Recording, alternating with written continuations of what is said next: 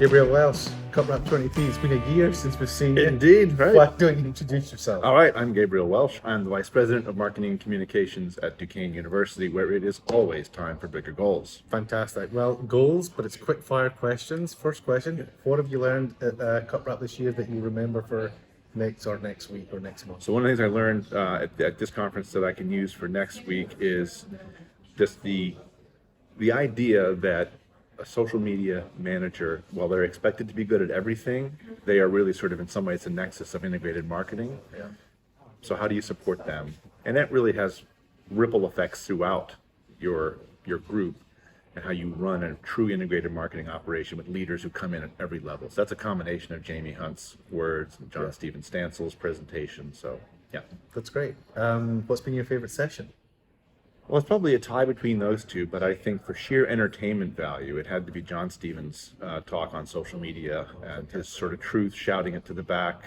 In fact, I would like him to come talk to some of my senior team to pierce some of the bromides and address some of the misconceptions and myths that get in our way. Yeah, John's a great contributor on Volt, so He is. that's fantastic. And he's a consultant now, so you can just let it loose as opposed totally. to, he's not under any wraps. Yeah. Okay, so what's the biggest challenge for higher ed for you in the next 5 years? I think the biggest challenge for higher ed is people talk about the cliff and what our value and all that. That's for the industry overall.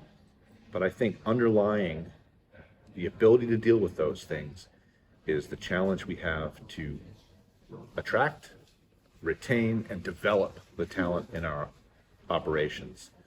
Recognizing that these are professionals, that their expertise is valuable, and that it can be leveraged and used for great gains for colleges and universities on behalf of the students that we serve. How have you found that within your marketing team, attracting talent, retaining talent? Because I know it's something that's discussed industry-wide. Right.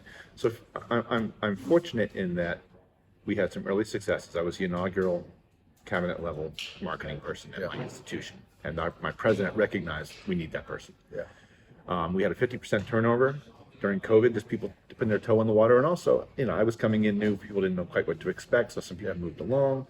It was mostly benevolent, Yeah.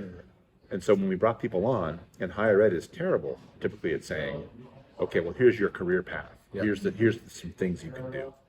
But we committed ourselves to saying, okay, we're knowingly bringing in this person at that level. How are we engaging that person? I bring people to CUPRAP who have come from outside higher ed just to get that immersion in what it means overall for integrated marketing in higher ed. Making sure that we recognize their contributions. We have a weekly content meeting, call out who did what, and not just that's a pretty postcard, but what was the return rate on that? What was the clicks, the ROI, whatever it may be. So I think those are some things, advocating for the resources at top level, and I've been fortunate in that my president's recognized as we're trying to build a team and we achieve successes to work with the CFO and so that we make sure, obviously not where we want to be all the time, but provides us resources to maintain and grow the team and develop. Fantastic. Thanks for sitting down with us. And thanks for this delicious beverage. It's good to see you as well, Kevin. Take See you care. next year. And Volt viewers, love Volt. You should all subscribe. Thanks.